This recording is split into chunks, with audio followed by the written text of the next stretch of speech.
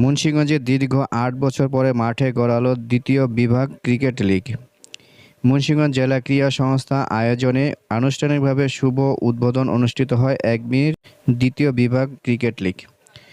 রবিবার বেলা ১১টার দিকে মুন্সিগঞ্জে বীরশ্রেষ্ঠ শহীদ ফ্লাইট লেফটেন্যান্ট মতিউর রহমান স্টেডিয়ামে উদ্বোধন উপলক্ষে প্রধান অতিথি হিসেবে উপস্থিত ছিলেন মুন্সিগঞ্জ ৩ আসনের সংসদ সদস্য ও ধর্ম বিষয়ক মন্ত্রণালয় সংসদীয় স্থায়ী কমিটির সদস্য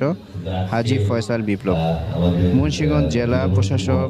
ও জেলা ক্রীড়া সংস্থার সভাপতি মোহাম্মদ আবু জাফর রিপনের সভাপতিত্বে ও জেলা ক্রীড়া সংস্থার ভারপ্রাপ্ত সাধারণ সম্পাদক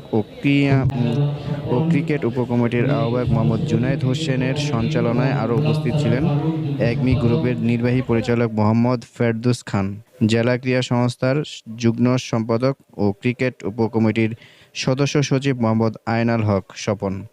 অতিরিক্ত জেলা প্রশাসক আশরাফুল আলম, জেলা ক্রীড়া অফিসার